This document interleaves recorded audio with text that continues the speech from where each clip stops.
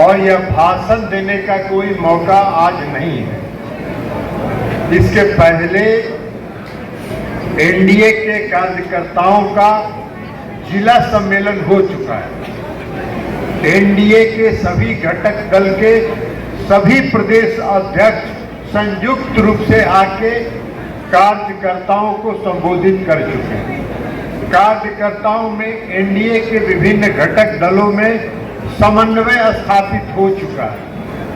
अब उस समन्वय को और मजबूत करने के लिए प्रधानमंत्री जी मधुबनी में आ रहे हैं 24 अप्रैल, और हम लोग आपको निमंत्रण देने के लिए आए हैं कि 24 तारीख को मधुबनी की सभा में चलें।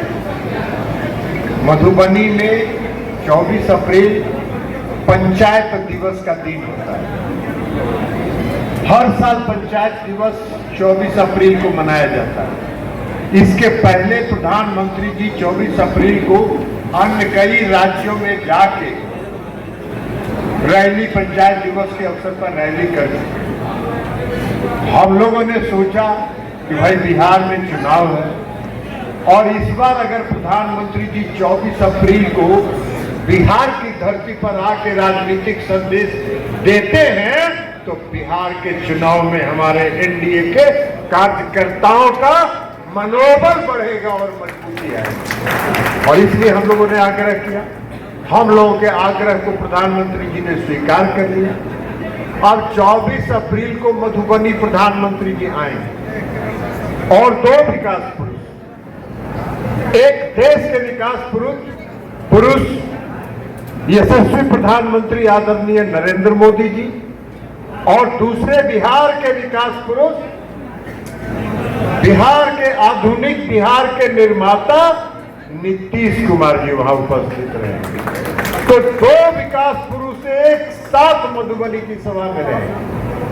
अब जब 2 विकास पुरुष एक साथ मधुबनी में उपस्थित रहेंगे तो बिहार में कैसा संदेश जाएगा बताइए आप लोग।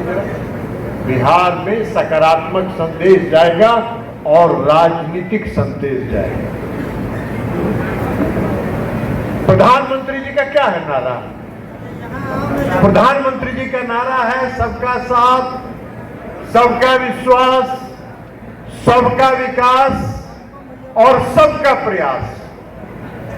समाज के हर तबके को लेकर चलना चाहते हैं, समाज के हर तबके को जोड़कर चलना चाहते हैं और समाज के हर तबके को जोड़कर विकसित भारत का निर्माण करना चाहते हैं। बिहार के मुख्यमंत्री 2005 में जब बिहार के मुख्यमंत्री बने, क्या नारा उन्होंने दिया? न्याय के साथ विकास। न्याय के साथ विकास का क्या मतलब था? न्याय के साथ विकास का मतलब यह था कि समाज के हर तबके के साथ न्याय करेंगे और जो सबसे पिछली पंक्ति में जो समाज खड़ा है उसके लिए विशेष प्रयास करके उसको मुख्य धारा में लाएंगे और बिहार का विकास करेंगे। पूरा फला कि नहीं फला बिहार में? 2006 में उन्होंने अति पिछड़े वर्ग को 20% का आरक्षण दिया। आज कितनी बड़ी संख्या में पूरे बिहार में अति पिछड़े वर्ग के लोग पंचायती राज व्यवस्था में और नगर निकाय में है? लाखों की संख्या है। एकल पद में उन्होंने आरक्षण दिया, एकल पद में आरक्षण दिया। महिलाओं को 50% का आरक्षण दिया। आज कितनी बड़ी संख्या में महिलाएं बिहार में पंचायती राज व्यवस्था में, नगर निकाय में है। तो ये था न्याय के साथ विकास का नारा, जिसको मुख्यमंत्री नीतीश कुमार जी ने सरजमीन पर उतारा। बिहार में सड़क था क्या? सड़क का कहीं कोई पता नहीं था, सड़क नहीं गड्ढा था। और नीतीश कुमार जी ने ऐसा सड़क बनाया कि अब पटना से मुजफ्फरपुर 1.5 घंटा में लोग आराम से आते हैं, सुबह जाते हैं और शाम में लौट के आते हैं। पूरे सिर्फ मुजफ्फरपुर को नहीं, पूरे बिहार का कोई ऐसा कोना नहीं है जहां सड़क का निर्माण नहीं है। बिहार के किसी कोना से चलिए, पथ निर्माण विभाग नितिन नवीन जी ही देख रहे हैं। 6 घंटा में पहुंचने का लक्ष्य उन्होंने दिया। अब तो 5 घंटा पर काम कर रहे हैं नितिन नवीन जी। तो बिहार में सड़क का जाल बिछाया, घर घर बिजली पहुंचाने का काम किया, समाज के हर तबके के साथ न्याय करने का उन्होंने काम किया, समाज के हर तबके के साथ न्याय के साथ विकास के नारा को उन्होंने बुलंद किया। तो दोनों नेता आ रहे हैं, एक नेता आ रहे हैं जो पूरे देश में समाज के हर तबके को देख रहे हैं, समाज के हर तबके का निर्माण कर रहे हैं। हम जिस विभाग को देख रहे हैं, पंचायती राज के साथ हम विभाग को देख रहे हैं, मछली के उत्पादन को, फिशरी को और एनिमल हस्बेंड्री को। आज आपको मालूम है कि प्रधानमंत्री नरेंद्र मोदी जी का प्रयास है कि आज 10 वर्षों में दूध के उत्पादन में हमारा देश भारत दुनिया में पहले स्थान पर है, नंबर 1 स्थान पर है। और यह प्रधानमंत्री मोदी जी का देन है। आज मछली के उत्पादन में हम दुनिया में दूसरे स्थान पर है। 60,000 करोड़ रुपए सालाना हम मछली का निर्यात करते हैं। तो ये उनका प्रयास है। हम पंचायती राज व्यवस्था को देख रहे हैं। पंचायती राज में 13वें वित्त आयोग के बाद इसमें कई पंचायत प्रतिनिधि होंगे और दिनेश बाबू तो पंचायत प्रतिनिधि के पूरा नुमाइंदे हैं।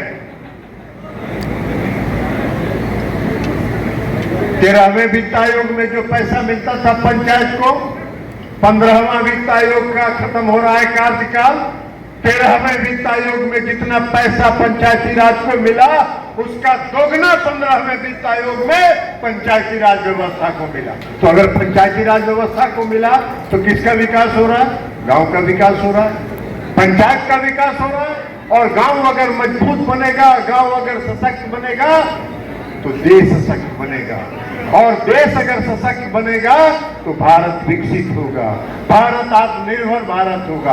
तो यही उनका लक्ष्य है। तो दोनों जो विकास के प्रतीक हैं, माननीय मुख्यमंत्री नीतीश कुमार जी और देश के यशस्वी प्रधानमंत्री आदरणीय नरेंद्र मोदी, दोनों एक साथ मधुबनी की सभा में रहेंगे। तो मुजफ्फरपुर के लोगों को क्या करना है? मुजफ्फरपुर से मधुबनी का जहां सभा स्थल है, इस हाईवे पर ही है, हाईवे पर ही है सभा स्थल। कहीं इधर उधर बाएं दाहिने नहीं जाना है, मुजफ्फरपुर से हाईवे पर चढ़ना है और सभा स्थल पर पहुंच जाना है। क्या घंटा लगेगा? 1 घंटा, सवा घंटा, 1.5 घंटा। तो 1.5 घंटा की दूरी। और नीतीश कुमार जी ने और मोदी जी ने सड़क इतना बड़ा बढ़िया बनवाया है कि कोई दिक्कत नहीं है, हचकोला भी नहीं लगेगा, कहीं झटका भी नहीं लगेगा। आराम से चढ़िए, अब भोजन अब पानी करते हुए मधुबनी के सभा स्थल पर पहुंच जाइए। तो यही तो काम करना है। हाँ, एक काम जरूर करना पड़ेगा, एक काम जरूर करना पड़ेगा कि गांव गांव जैसे हम लोग जिला जिला में आके आपको हाथ जोड़ के निमंत्रण दे रहे हैं, वैसे ही आपको गांव गांव में जाके हाथ जोड़ के लोगों को निमंत्रण देना पड़ेगा कि मोदी जी का निमंत्रण है, मधुबनी आने का निमंत्रण है। आप सब लोग मधुबनी आइए, मोदी जी की बात को सुनिए। अब मोदी जी आ रहे हैं, मोदी जी आ रहे हैं पंचायत दिवस में, तो पंचायतें पर खाली भाषण देंगे कि इस बिहार में राजनीतिक संदेश देंगे? इस बिहार में राजनीतिक संदेश देंगे ना जी।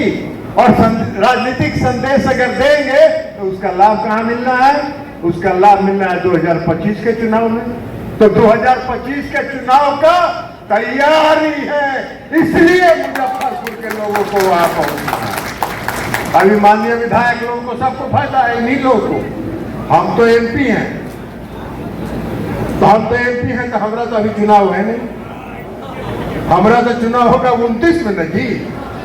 तो ये चुनाव किसका है? ये चुनाव है केदार गुप्ता जी का, ये चुनाव है अशोक जी का, ये चुनाव है राजू जी का, ये चुनाव है रामसूरत राय जी का।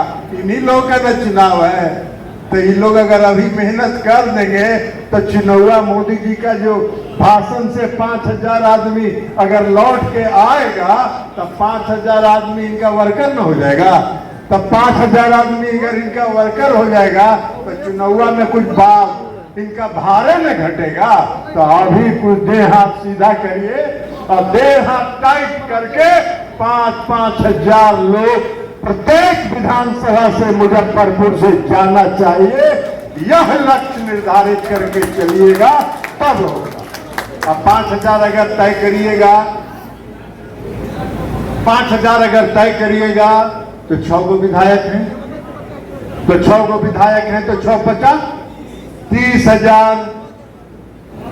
और दिनेश बाबू सूद में 15,000 उसमें जोड़ दिए हैं तो 315 45। और कुछ एमएलसी लोग आज जो बाकी क्षेत्रवा जो बचा हुआ है 5 गो, वहां भी उम्मीदवार होंगे ना लोग टिकटार्थी है। 5 गो जो क्षेत्र हारा हुआ है एनडीए का नहीं है, जहां आरजेडी जीता हुआ है, तो वहां भी कोई चुनाव लड़ने का इच्छुक होगा कि नहीं होगा? होगा ना। तो उनको भी तो अपना ताकत दिखाना चाहिए ना भाई। टिकट का क्लेम होगा तो क्लेम के लिए दावा करने के पहले ताकत दिखाना ना पड़ता है, तो उनको भी ताकत दिखाना पड़ेगा। तो ताकत दिखाइएगा तो 50,000 का लक्ष्य तो मुजफ्फरपुर का पूरा हो जाएगा। तो 50,000 का लक्ष्य मुजफ्फरपुर का लेके चलिए। यही आग्रह और विनती करने के लिए हम लोग आपसे आए हैं। और हम समझते हैं कि आज के इस बैठक के बाद भाजपा के भी जिलाध्यक्ष हैं, जदयू के भी जिलाध्यक्ष हैं, दोनों आज रात में बैठिए और बाकी हम के लोजपा के और आरएलएम के सभी अध्यक्ष एक साथ बैठिए और परसों प्रत्येक प्रखंड में, आज तो जिला में हो गया, प्रत्येक प्रखंड में एनडीए की बैठक करके संयुक्त रूप से तैयारी में एक साथ निकलने की रणनीति बनाइए। 17 को बैठक करिए, 18 से मैदान में उतर जाइए। यही आग्रह और विनती हम लोग करने के लिए आए हैं। तो कल से निकलिएगा ना सब लोग? अरे भाई निकलिएगा कि नहीं निकलिएगा? तो हाँ, आधे आदमी हाथ उठा रहे हैं, आधा आदमी, इसका मतलब नहीं निकलेंगे। तो कल से निकलिए और 50,000 का मुजफ्फरपुर का लक्ष्य पूरा करिए, ताकि वहां मधुबनी के मैदान में जो देखे तो कहे कि भाई इतना पूरा मधुबनी में मुजफ्फरपुर भरल है, तो मुजफ्फरपुर भरल है। तो यही चर्चा हो जाएगा और मुजफ्फरपुर का जय जयकार हो जाएगा। यही आग्रह और विनती हम लोग करने आए थे। आपको यही आग्रह और विनती करते हुए बहुत बहुत धन्यवाद।